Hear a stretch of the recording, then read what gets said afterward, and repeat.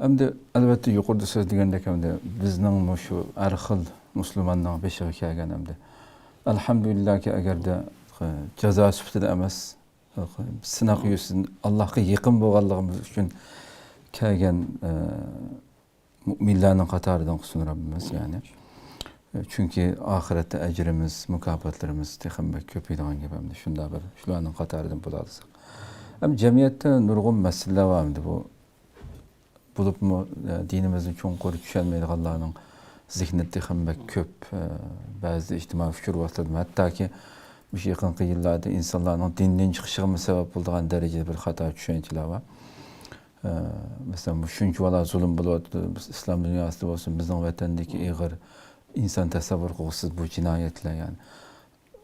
Xuddi Alloh ularni hech jazolamayotgandek, musulmon bo'lmasdan har qadamda bir xato o'tkazsa yo sinib yoki uningga masalan jazo berildi ekan. Bu nimishqa Alloh subhanahu va taolo masalan kofirlarni shunchalar dahshatli jinoyatiga biz musulmonlarni qilgandek jazolamaydi bu degandek shu Allohning borlig'iga shubha qiladigan darajada ba'zi inkoslarni qarasak yoshlarimizniki bu dinni tushunmaganlikdan dindan chiqib ketayotgan ko'rinishlarni ko'ramiz hamda. Bu diniy e'tiqod u degan insonlarni o'qiladigan narsa. Bo'lgan bo'lsa bunda bo'lmaydi degandek-ku. Kofirlar jazolanmayotdi degandek. Buningga qanday bir javob berish mumkin yani? Bu pek cho'ng bir tema. Agar qalsak buni kelar qatimda Alloh nasib qilsa, boshqa bir tema orlig'i mo'yin ko'rib olmasa, mushtaq to'xtaydi. Zulm, qirg'inchilik yoki xulosalik vaqtida yomonlik. Nima uchun Alloh taolo bu yomonlikni yaratgan? Nima uchun bu yomonlikqa qodir turib uni to'sib etmaydi? Degan bu savol g'arb dunyosida Fransiya inqilobidan keyin avjagan, uningda ilgari Yunan zamonidan tortib bozorga solinib dinsizlikninki asosiy manbasi bo'lib kelgan. Bugun qadar bir qancha cho'ngninki, bir qancha faylasufning o'zining e'tiroflari bor. Kafir olsa sabab bo'lgan amillarning birisi yomonlik amili. Nima uchun dunyoda yomonlik bor? Allah nima uchun bundan aralashmaydi degan. Biz ma'noga ayrim bir cho'ng tema, bir az tafsilroq to'xtalish to'g'ri keldi. Ammo bu boshqa bir tarafga qarasak, nima uchun bu musulmonlar qijnaganga o'xshash Alloh taolo musulmonni azoblaganda kofirni azoblamaydi degan bu savolning bir tarafiga kelsak, Alloh taolo kofirlarni mush dunyoda ham azoblayman, mush dunyoda ham jazolayman deb undaq demadi. Agar Qur'onda yoki payg'ambarning tili orqali hadisda kofirlarni mush dunyoda ham jazolayman degan bo'lsa, u vaqtida bizning vatanimizda bo'lsin yoki boshqa yerda bo'lib qolsin, bir qirg'inchilik yuz bergan, ofat yuz bergan, ig'ir darajadagi zulm yuz bergan vaqtida Alloh qani Allah nima uchun bu musulmon bandalarni qutqizish uchun o'rlashmaydigandi? Nima uchun biz bilan kar yo'q tashlab qo'ydigandi degan bu savol u vaqtda to'g'ri bo'ldi.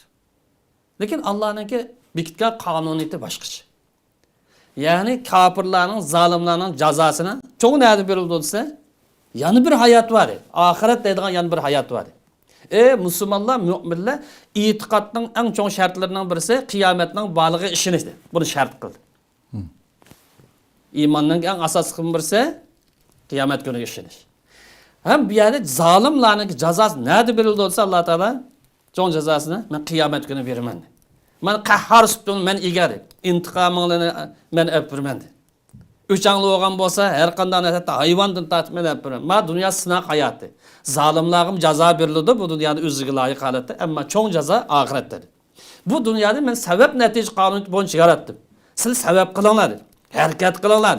Masalan, Qur'oni Karimda va'idullahu masata'tum min quvvatin oyatlar liturhibuna bi aduvallahi va aduvakum. Sizlar davomli dushmanni ko'z titrab turgan bunda holat bo'lib qolmas uchun, dushman sizni ko'z titraydigan holat ko'rish uchun nima deyapti oyat kerima? Tayyorlik qilinglar sizlar dedi. İmani jihatdan tayyorlik qilinglar, ruhiy jihatdan tayyorlik qilinglar, axloqiy jihatdan, fikriy jihatdan, ilmiy jihatdan, jihodiy jihatdan, texnik jihatdan yapay zeka o'chmi nima bo'lib qolsa, har zamon holatda nima turasiz, harbiy holat turinglar dedi. Bu Qur'onning buyrug'i. Kimga buyruq esa musulmonlarga buyrug'i. Ammo afsuski musulmonlar bu buyruqqa kelgan vaqtida yo'q. İmani saat ravris turgan odamni topmoq tez, axloqiy saat turgan odamlar oz. Bugungi holat qarasak chiqilib bilinishidi. İctimai hamkorlikni qarasak bununkini bizim bildiğin oldu. Ayollar talashlar, axloq bunu bildiğin oldu. Siyasi jihatdagi meydansızlıklar, hürlük göz qarshi, adalet göz qarshi, do'st dushman göz qarshi qanchalik taroziga to'xtaydi, buni bildiğin oldu. Demek bu Qur'onninki bu hukmiga bu insonlar nada? Qur'onning bu buyrug'i ilm o'rganiladigan buyrug'i nada? Harbiy jihatdan tayyorlab qilinadigan buyrug'i nada? İqtisadi jihatdan tayyorlab qilinadigan buyrug'i nada? Mustahkam bir kuch shakllarini uyul tashda kuch holat shakllantiriladigan buyrug'i nada? Yo'q. Qur'onga ishongan bo'lsa, samimiy holatda, Qur'onning ro'yiga ishongan bo'lsa, biz bu holat kelmaydi. Alloh nada? Nima uchun bizni qutqazib, nima uchun ega olmaydi deb bir bo'laklari ummislik kafir murtad olmaydi. Demek psixik buzg'unchiligi, dinini tushunmaslik, ummissizlik va kazalar bir bo'laklariniki qalay muqaddas deb yurishiga sabab bo'ladi. Bu hayotning qonuniyati bu. Bu bugun emas, burungi vaqtlardan bo'lgan. Ba'zida bor. Musulmonlarning beshiga yaxshilik kelib qolsa, har zaman biz sizlar bilan birga emasmiz, qo'sh-qo'sh deydi. Az to'l tashlaydi. Agar musulmonlarning beshiga bir qabullik kelib qolsa, sizlarni to'lamaymiz deydi. Qochadi.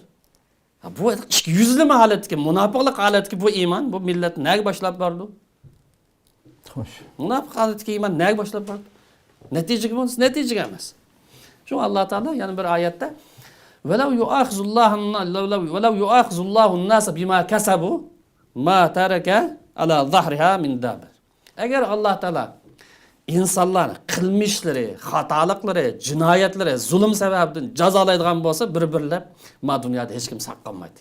Peygamberlerden başka hemmisi uyan buyan bulup ketdi. Allah Teala merhametide Ümüleydigan narsami qolmaydi. Harakat qildigan narsami qolmaydi. Zulümle mesela hesap aldigan hiç narsa qolmaydi. Velakin yuakhir ila ajrin. Allah Teala bunu kıyamet günü qo'yib qo'yadi. Çoğun hesap ayeti. Eğer muş dünyada bir hayvan yani bir narsa derhal onun meselesini hal qilamiz, dünyada muqim bir qonuniyat bo'lib tugaydi. Qonuniyat olmaydi. Eğer muş dünyada bir musulmon zulm ushqab bo'lg'ichi, aytsa musulmon davlat kuchlanib, ummat kuchlanib, millat kuchlanib bir musulmon zulm derhal u yerda men tayyor deyilsa, islomning buyrug'i shu-da. Düşmanlarımız islomning ko'rsatmasi shu-da. Musulmonlarning qo'li orqali Allohning azobini tetish kerak. Musulmonlar bizning qo'limiz orqali. İslamda bo'lishi kerak. Lekin musulmonlar hali unday emas. Şu bir musulmon bir yerda qabul qilib qo'yishlar, derhal Alloh taolo shu intiqom bersa, bu sabab natija qonuni bo'yicha musulmonlar nima ish qildi? Sinoqning ahamiyatini hadi qoldi vaqtida. To'g'ri. Hammani Allohga ishtib qo'yiblar. O mesela Peygamberimiz qaraydi, buni musulmonlar bir misol olaylik. Uhud g'azotida Peygamberimizdan tishi sinib ketdi. Peygamber turib sinib ketdi. Yarlandimi? Yarlandi. Hali ko'p musulmonlar shehid bo'ldi. Bu shu Peygamber o'sibdi bilan mo'jizaga ega bo'lgan bir zot o'sibdi bilan malaikalar qatnashgan bir jang o'sibdi bilan. Aşağı peygamberlik bir mo'jiza ishlatib kafirlar hammasini ko'z yumib ochib vayron qilib ta'lamdi, qilib ta'lamdi. Mo'jiza o'sibdi bilan qilib ta'laydi. Xo'sh. Chunki Jibril alayhisalom payg'ambarimizga Mekke'dagi vaqt agar xohlasang Mekkeliklarning hammasi tog'ning ostiga, tog'ni dumkim turib degan. Shu farishtalar bormi? Shu xil yordamlik egimot egeti peygamberimiz. Ama peygamberimiz u usulni ishlatmadi yani. Peygamberlik mo'jizasini ishlatmadi. Nimani ishlatsa, mendan keyin ummat tik turish lozim dedi. Mendan keyin ummat mening yo'limni tutib menish lozim, meni o'rnak tutibdi. Shuni qanday qilsa, u mo'jiza usulni ishlatmay musulmonlar sabab natija qonuni bo'yicha ish yurgan. Demak, harakat qilishimiz lozim. Aklimizni tayinishimiz lozim, iymonimizni tayinishimiz, sabab natija qonuni ish qilish lozim deb u usulni ishlatmadi. Evet, bundan xulosalgan vaqtimizda biz qiyinchilikqa qolgan bo'lsak, qoldiq bo'lsak qol. Millat xarakterlik iymonimizni va hurlik irodamizni mustahkamlab birinchi sharti. Millat xarakterlik. Belki 60-70% dan ko'p holatda, 20-30% jiq ta'sir ko'rsatmaydi. Yaxshi odamlar ko'p bo'lsa, millat xarakterlik iymonimizni, irodamizni mustahkamlab aklimizni, ya akli iqtidorimizni, ilmimizni yükseldirib, Allah buyurgandek her qaysi sabablarda tayyorlik bosqichiga kirsak, tayyorlik qilsak, u vaqtida tayyorlik qilib zolimlarga, dushmanlar, tajovuzlarga jang e'lon qilgan bo'lsa, u vaqtda biz shalliq g'alaba ko'z oldimizga ko'rinib turadi. Dushmanning qanchalik bir mag'lubiyat kuchga aylanib ko'z oldimizga ko'rinib turadi. Buning sharti emas, iymonimizni mustahkamlash, hürlük irademizni mustahkamlash, agar samimiy musulmon bo'ladigan bo'lsak, ilm ma'rifatimizni oshirish, ilmimizni yuksaltirish, mas'uliyat ruhimizni yuqori ko'tarish, dinimiz buyurgandek innamal mu'min ikhva degan bu ruhni nazariyada emas, amaliyat ishga oshirish, ening kendi sabab natija qonuni bo'yicha zolimlarga qarshi taqobil turgan bo'lsak, musulmonlar shaksiz holatda g'alaba qiladi. U vaqtida Alloh nima uchun bu musulmon azoblaganda, kofirni azoblaganda u savol tugaydi. Uningga ehtiyoj qolmaydi. Aslida tegidan tatbiq xato savol. Men nima uchun mushkulni qoldim degan bu savolning javobini topsalar, buningga ehtiyoj tushmaydi. Chunki Alloh taolo kofirni azoblar, bu dunyoda qutulib qolgan kofirlar oxiratda ilohiy adolat mahkamasi bu zolimlar jazolanadi. Haqiqatan o'tgan sonimizda bo'lsin, bu sonimizda Tixanbek masala ichilgan bo'ldi. Mushada men Payg'ambar alayhisolamning bir mashhur hadisi va eng mashhur kitoblarimizda Muslimda tilga ilingan. Payg'ambar alayhisolam shunday bir xabar berdi qo'y, ya'ni ajaban li amril mu'min. Mu'minning ishiga, ya'ni mu'minning ishi nima degan hayron qolarlik, ya'ni.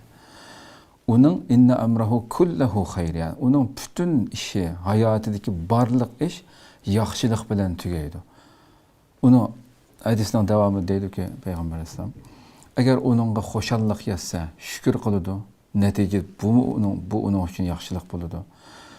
Musibat yetsa, balo qazo yetsa, sabr qiladi, natijada yanada yaxshilikka erishadi. Ya'ni uning hayotidagi mayli issiq-sovuq boshdan kelgan hamma narsa natijada Allohning oldida uning nomi amal daftariga yaxshilik bo'lib yoziladi. Bu mu'minning ishi, bu faqat mu'mindan boshqasiga bunday bir xislat yo'q deydi. Ya'ni hadisning shu nimasida va laysa zalika li ahadin illa lil mu'min. Mu'mindan boshqa hech kimga bunday bir xislat yo'q deb Payg'ambar alayhisolam millatda bergan bir ajoyib ikki og'iz so'z bo'lgan bilan, ya'ni tasavvur qilg'usiz darajada bir xush bishorat bizga berilgan. Mushundaq bo'ladesak, nima degan baxtlik biz, ya'ni. Rabbim shuningga loyiq qilsin hammamizni.